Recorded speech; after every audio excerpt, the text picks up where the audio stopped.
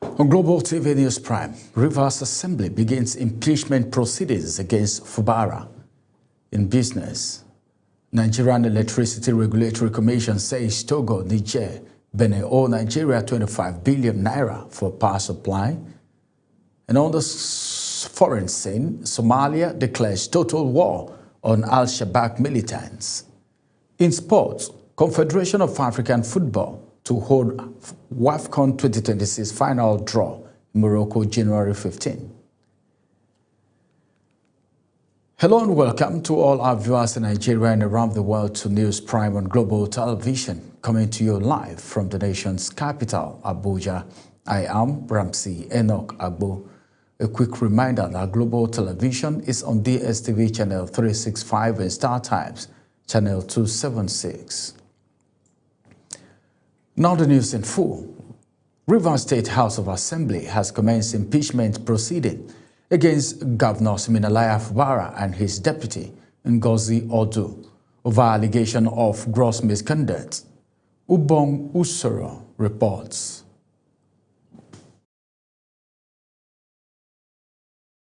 Our subsequent bulletin. Now to the next story, where the national chairman of the African Democratic Congress, David Mark, has inaugurated Atigwe Uwa as chairman of the party's Constitution Review Committee in a move aimed at strengthening internal democracy and reinforcing the party's guiding principles. While inaugurating the committee in Abuja, Mark charged its members to develop a framework that promotes inclusiveness, transparency, and accountability while staying true to the party's founding deal. Kwara State Governor Abdulrahman Abdulrazak has unveiled the e-registration and revalidation of membership for the All Progressive Congress, that is APC, in the state. The governor, who was documented as the first registrant of the party in the state, said the exercise is designed to strengthen the party and ensure accurate membership tally for planning, noting that everyone who wishes to register as member of the party should be accommodated, cautioning against excluding anyone from the exercise. Addressing party stalwart in Ilorin at the APC stakeholders engagement and the commencement of the e-registration and revalidation exercise organized by the state chapter under Chairman Sunday Fagbemi, the governor stressed the need for accurate membership records. The federal government has redesignated Armed Forces Remembrance Day, celebrated annually on January 15, to Armed Forces Celebration and Remembrance Day. The Director of Defense Information, Major General Sumaila Uba, explained in a statement that the redesignation was to reflect the dual purpose of the day. He urged the media to adopt Armed Forces Celebration and Remembrance Day in all their future reportage. The Nigerian Air Force, that is NAF, has initiated a move to fast-track the acquisition of 12AH IZ attack helicopter from the United States. Chief of the Air Staff, Air Marshal Sunday Aneke, led a program management review meeting with senior United States government officials and representative of Mrs. Bell Textron in San Diego, California, United States of America. Speaking during the engagement, Aneke expressed appreciation to the United States government and Ms. Bell Textron for their continued cooperation, professionalism, and transparency in the execution of the helicopter acquisition program. The World Health Organization has identified malnutrition in children under 5 as a major global health challenge, linked to 45% of child death, significantly impacting development and economic growth, particularly in low and mid-income countries.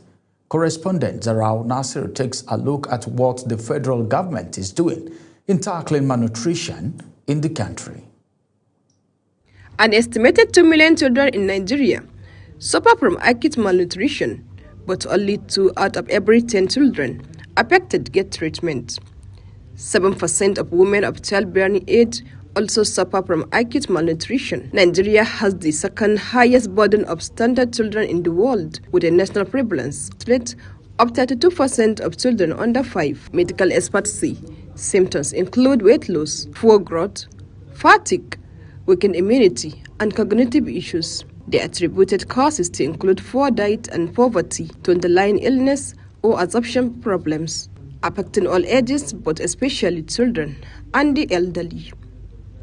This they believe can be addressed through improved nutrition, supplementation, and treating root causes. The Director Nutrition Information System, Federal Ministry of Health, Emmanuel Apata, says the Minister of Health, Professor Muhammad Ali Fati, is doing everything possible to see zero malnourished child in the country, especially by bringing donor partners to support what the government is doing to tackle the issue of malnutrition. To him, he wants, if it's possible, he will see zero malnourished child in Nigeria. He wants it to be zero. So I think he has come in with a lot of strategies and a lot of plans, and is making a lot of effort. Even today, he's bringing donor partners to support the ministry, to add to what government is doing. And I think he has supported the nutrition interventions in Nigeria. So we are procuring commodities, especially these basic products for nutritional services like RTF, SQLNS, and the rest of them. The United Nations view malnutrition as a critical global challenge, a violation of human rights, and a barrier to development, aiming to end it by 2030 through Sustainable Development Goals, which targets ending hunger and all forms of malnutrition. Zahra Nasser, reporting for Global TV. Still on health matters, for people, including 2 pregnant women, have died from suspected Lassa fever in Awe local government area of Nasarawa State, prompting the closure of the general hospital in the area. Health officials say the outbreak began with a patient who died before treatment, followed by her husband, who later developed similar symptoms. Health workers have been isolated as precaution, while calls have been made for protective equipment and improved disease surveillance capacity. The Independent Corrupt Practice Commission, that is ICPC, says Aliko Dangote has withdrawn his petition against Ahmed Farouk, the former CEO of the Nigerian Midstream and Downstream Petroleum Regulatory Authority, over allegations of corruption and financial impropriety. The petition had accused Farouk of living beyond his means, including allegedly spending over $7 million on his children's education abroad without lawful income justification by him, despite the withdrawal. The commission says its investigation will continue, noting that another law enforcement agency has also taken over aspects of the case. Oyo State Governor Seyi Makinde has condemned the killing of 5 forest guards in a bandit attack on the National Park office in Aloka Village, Orire local government area, describing it as a devastating loss. The governor said preliminary investigations indicate a cross-border attack, adding that security agencies have restored calm and intensified deployment in the affected area. Makinde urged residents, especially those in border communities, to remain calm and cooperate with security agencies as efforts continue to apprehend the perpetrators. You're watching the live broadcast of News Prime. When News Prime returns, Somalia declares total war on Al-Shabaab militants.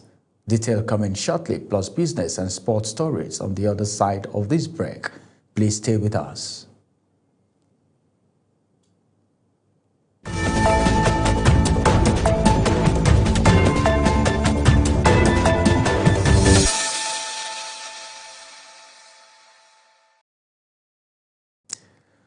Welcome back from that break. Now let's take you to the world of business, where the Nigerian Electricity Regulatory Commission, that is NEC, says Togo, Niger, and Benin Republic owe Nigeria $17.8 million, an equivalent of 25 billion naira at the current exchange rate, for electricity supplied under bilateral arrangements.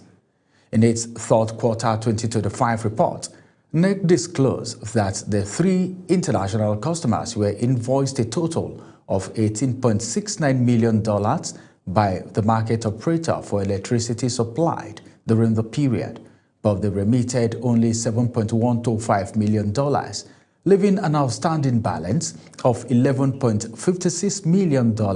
Similarly, the international bilateral customers had legacy invoice of $14.7 million, out of which they paid $7.84 million, leaving a balance of $6.23 million. The Central Bank of Nigeria, that is CBN, opened the 2026 monetary year with strong investors' demand at its first set of open market operations, that is OMO auctions, pulling in total subscription of 2.727 trillion naira across medium-term maturities. The auctions reinforces the Apex Bank's right liquidity stance, will stop reckless clustering between 19.34% and 19.41%, signaling little appetite for early easing of monetary conditions. At the OMO auction, demand was overwhelmingly skewed towards the longer end of the curve. The 210-day OMO bill attracted 2.45 trillion naira in subscription, far exceeding interest in the shorter 161-day tenor, which recorded 277 billion naira in bids. International Energy Insurance, that is IEI PLC, has strengthened its recapitalization plan with approval of shareholders to convert 2 billion naira deposit by Norenberger Advisory Partners Limited into equity through the issuance of 1.25 billion naira ordinary share at 1.60 naira per share at its extraordinary general market held virtually.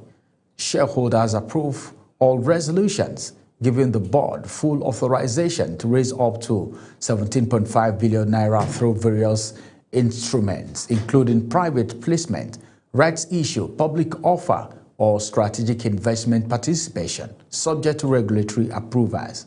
The meeting also amended the memorandum and articles of association to reflect the enlarged share capital, ensuring compliance with the Companies and Allied Matters Act of 2020. We now take you to the foreign scene, where the runner-up in Central African Republic's presidential election rejected the provisional result on Wednesday and alleged widespread fraud. Anicet George Daclus claimed that the election data had been manipulated by the National Elections Authority. Provisional results show President Fatou Adjangeto Chedron won 76.1% of the votes to gain a third term, and Dolga received 14.6%. Somalia's National Army has launched what it described as a total war against Al-Shabaab militants, tightening security across Mogadishu amid fears of renewed attacks.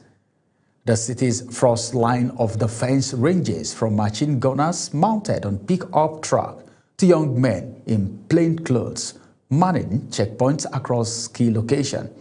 One of the leaders driving the operation is Abdikani Ali Mohammed, a youthful-looking colonel whose authority has expanded as the government intensifies efforts to dismantle militant networks.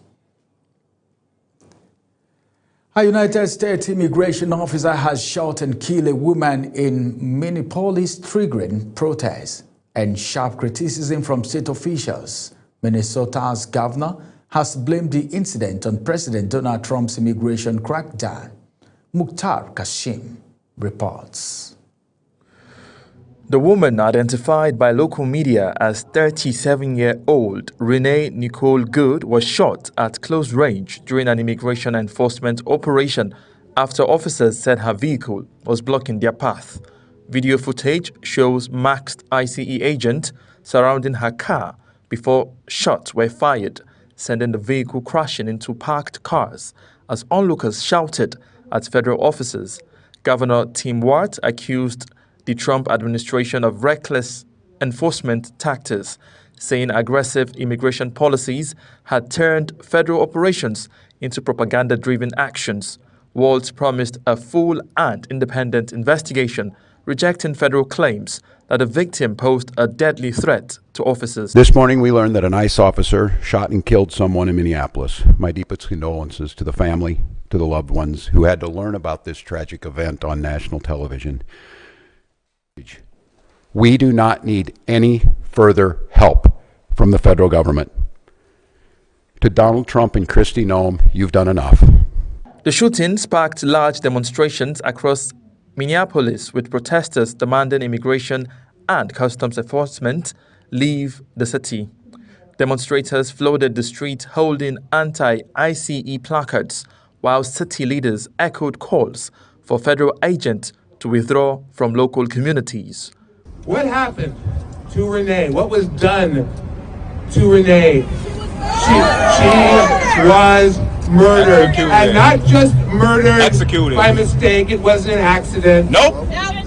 Executed. After they shot her, I believe there was a doctor in the vicinity, maybe who lived in the neighborhood, who tried to get to her to treat her, and the ICE agents refused to allow him in.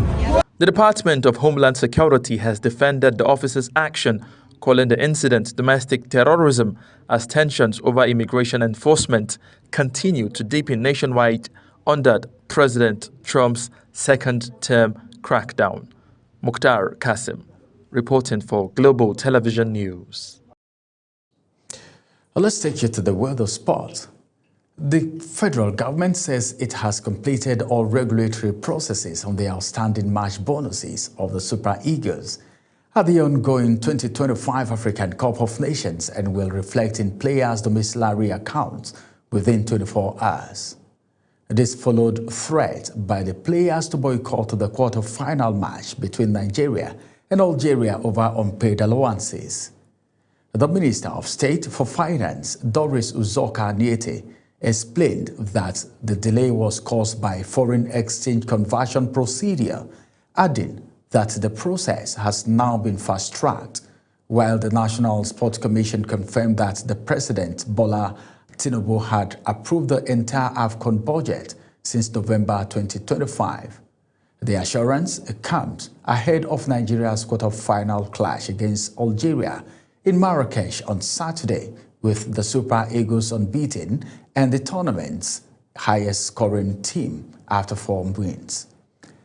The Confederation of African Football has announced that the final draw for CAF Women's African Cup of Nations WAFCON 2026 will be held in Rabat, Morocco on Thursday, January 15, 2026. CAF disclosed this in a statement published on its website on Wednesday, stating that the draw will take place at 2 p.m. local time.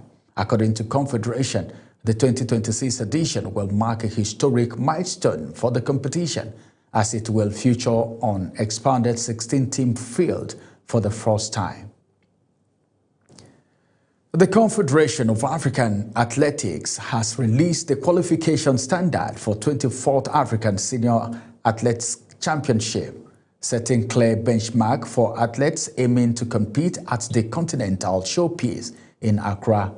The qualification document outlines the entry marks across track, field, and combined event for both men and women ahead of the competition, which will take place at the University of Ghana Stadium, Legon, from May 12 to 17, 2026.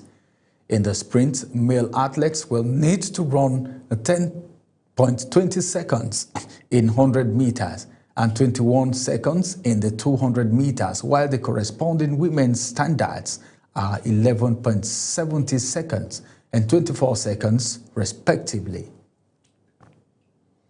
And that's it on News Prime. Here's a recap of our top stories.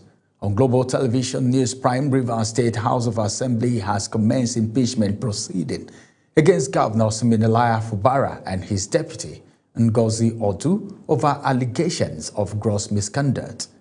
And in business, the Nigerian Electricity Regulatory Commission, that is NEC, says Togo, Niger, and Benin owe Nigeria $17.8 million and equivalent of over 25 billion naira at the current exchange rate for electricity supplied under bilateral arrangements.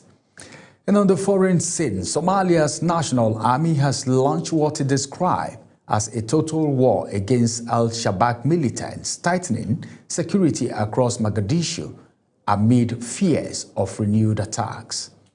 And finally, from the world of sports, the Confederation of African Football has announced that the final draw for the CAF Women's African Cup of Nations, that is WAFCON 2026, will be held in Rabat, Morocco on Thursday, January 15, 2026. A quick reminder that Global Television is on DSTV channel 365 and Star Times channel 276. Kindly follow us across all social media platforms now showing on your screen at Global TV NG.